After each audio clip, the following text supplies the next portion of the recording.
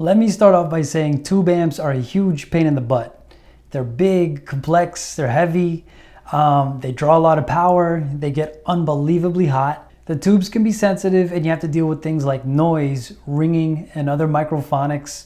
Tube rolling is touted as a joy by many, but it's also very annoying. The good ones were made in the Cold War era, and they just keep getting harder and more expensive to find. And when you finally get some, they only give you a couple of years of optimal performance, give or take, and then you gotta start all over again. Tubes are only good at two things. They look good and they sound good. That's it. Unfortunately for us audio geeks, we are willing to put up with a lot for things that sound good. So enter the Wu Audio WA22 second generation and the Cayin HA-6A, the new kid on the block. So I've been wanting to compare these two for the longest time. They are tube rectified, fully balanced, transformer coupled amps, and for the price range at $2,500, they are the top performers in their class. So for a bit of history, the WA22 here, it was released in 2009. Now there's an updated model, this one, the second generation, and this one was released in 2018. It touted improved sonic performance, and it came standard with preamp outputs on the back in XLR format. The Cayin HA-6A was released in early 2020. It's a gorgeous amp, packed with features, and has lots of tube rolling options.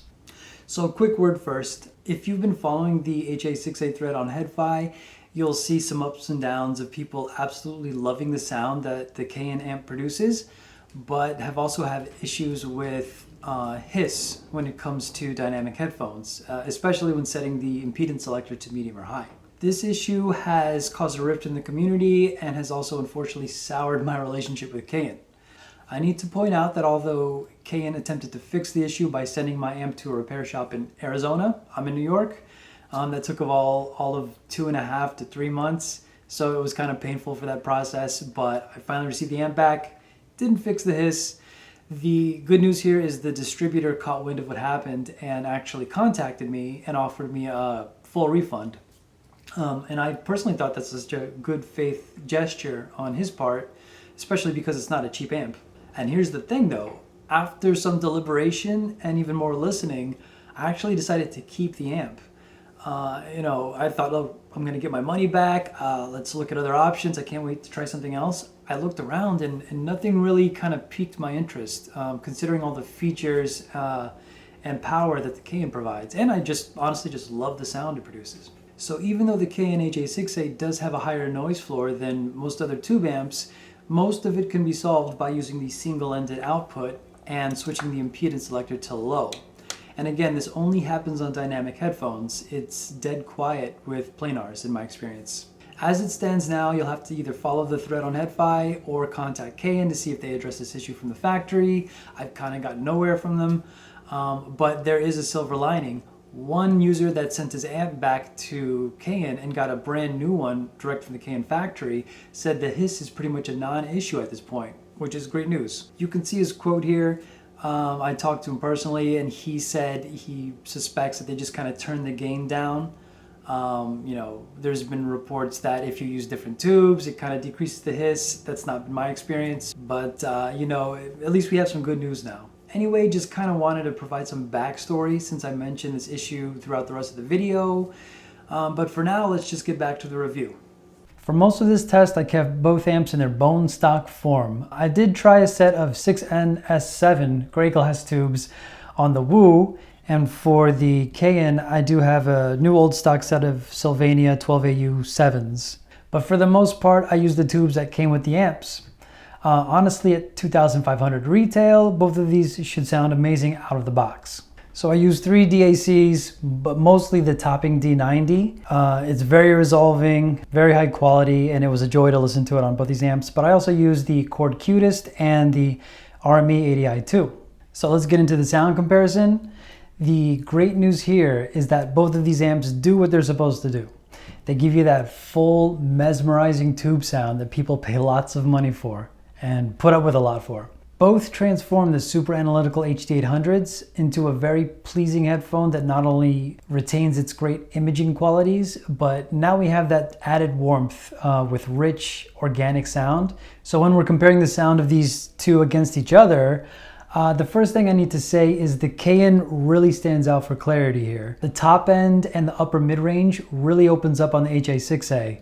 I switch back to the WA22 and parts of the song instantly feel like they're sort of subdued. The Cayin also feels like it can take on any amplification task without breaking a sweat. There was a guy in the HeadFi thread that said it powers his really power-hungry Abyss 1266s with ease. With my Aria, I barely turn the volume knob past 1 o'clock. Generally, it stays under that. So yes, there's tons of power to spare. Dynamics and separation are both better on the Cayin as well. These benefits plus that extra power, and the HA-6A noticeably feels more alive and more visceral. There's just lots of clean and engaging energy here, minus the hiss on dynamic headphones. So considering the list of advantages we just made for the HA-6A, why even look at the WA22? For the mids, they are really nice here. You do get that tube creaminess that everyone's looking for while not being overdone, and out of the box, the WA22 does give you more of that gooey tube sound compared to the Cayin. I also have to note that the WA22 is better at rolling off those sharp edges and peaks better than the Cayin. There are times, even in Cayin's smoother triode mode, that I had to turn down the volume on the HA-6A, while the WA22 handled it all with just like a smooth and steady presentation.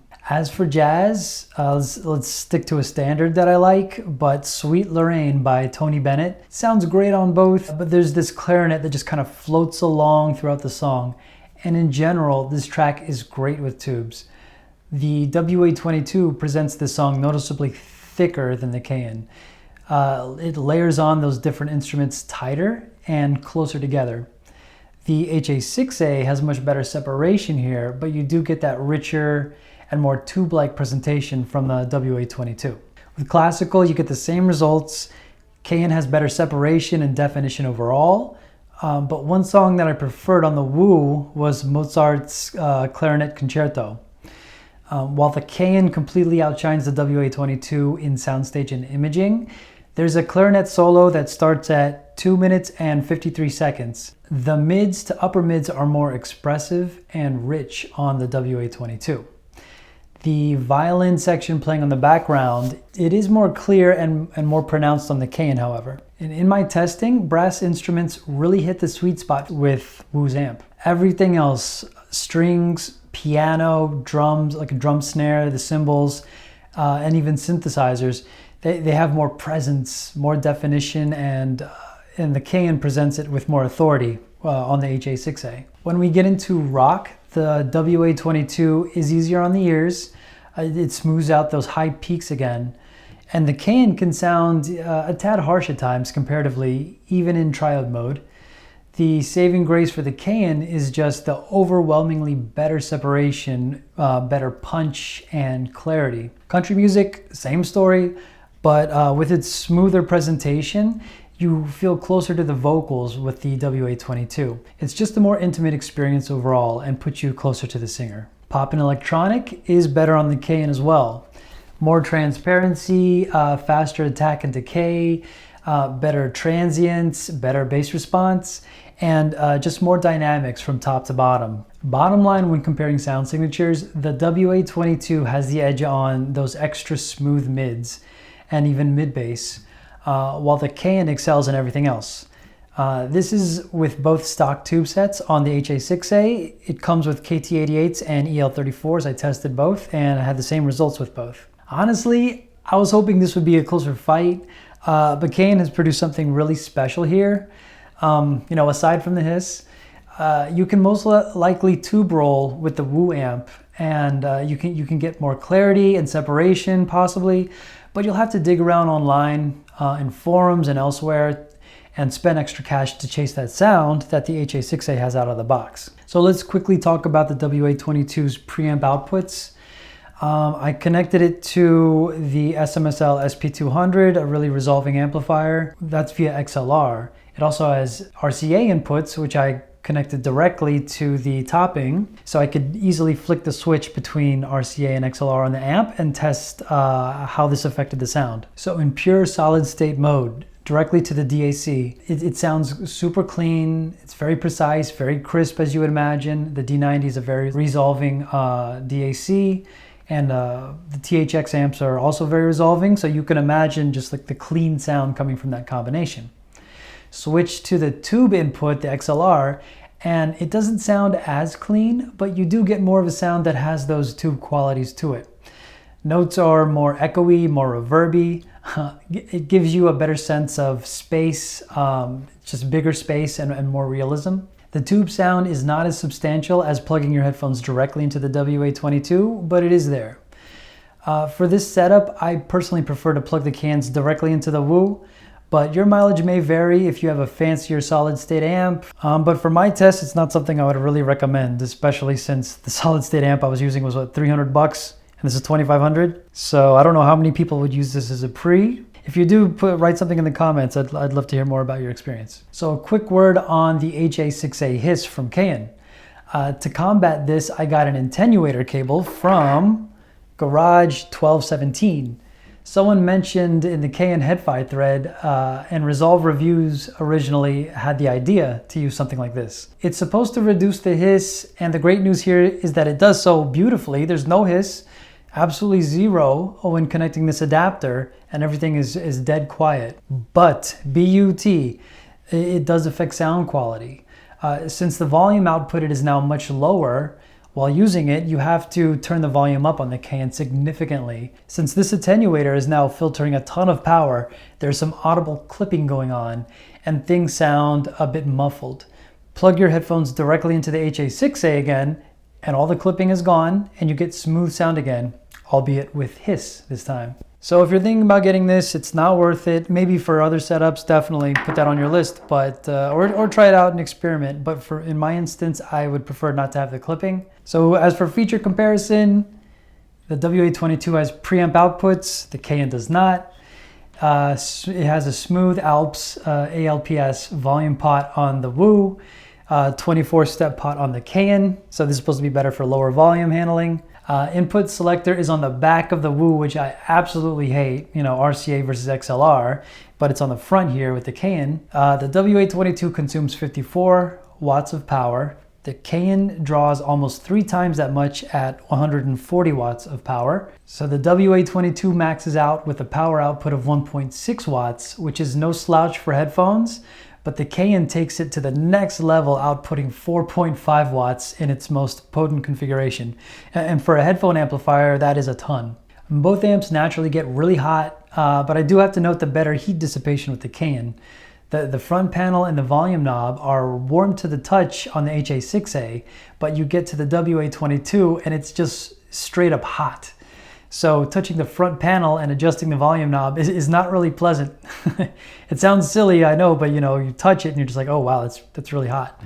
It's not first degree burn hot, but enough to where it feels uncomfortable. So the extras on the Cayin are nice. You know, you have triode mode and ultralinear mode, which I talk about in my HA-6A review. Toggles between like a smoother sound versus more clear. You can switch between KT88 tubes or EL34 on the power tube side with the tube switch on the back and, you know, physically replacing it as well. There's a Pentacon connector on this. It has VU meters. It comes with a protective cage, handy if you have kids or if you're an idiot like me. And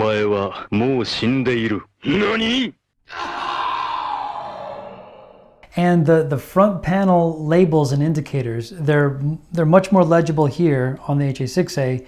This one, especially with the volume now, you kind of have to wince and see what the dials mean. It's kind of annoying. So the benefits of the Woo, preamp section we talked about earlier, and it uses, for driver tubes, it uses 6 NS7 tubes. And these tubes are actually held in higher regard compared to the 12 AU7s, which were made for economical reasons versus quality reasons in the past. These tubes have less distortion, they subjectively sound better to audio geeks, and they have a bigger community of fans. Just check the huge tube rolling thread on HeadPhi. Now this doesn't mean that the Woo automatically produces a better sound just because they have these tubes, since many more factors go into an amp, but it is nice having all these tube rolling options with the WA22. So that's the story. The Cayin is a better all-around tube amp, while the Woo excels in two things: creamy tubey mids with its nice 6 and a 7 tubes, and preamp outputs. So despite the higher noise floor, I really recommend the Cayin HA-6A under $3,000. There are other options, you know, from Amps and Sound, from Deckware, from Donald North Audio, from Oris, and also the ZMF Pendant, which I have to mention, Zach is actually creating a new version of it. It's going to be called the Pendant SE, which is going to be released in early 2021. So can't wait to see when that happens. The interesting part here is now the amp is going to be raised $500, so it's going to cost $2,500 total, which puts it at the same price point as the two amps I just reviewed. The thing is, fans of ZMF in general love the Pendant, especially with ZMF's headphones. So keep your eye out for that release. So that's the story for now. Sorry for all the jump cuts. I'm still admittedly getting used to this whole YouTube filming thing. I still suck at it, but if you like the content, please consider subscribing, hit the like button, and I'll see you guys in the next one. So long.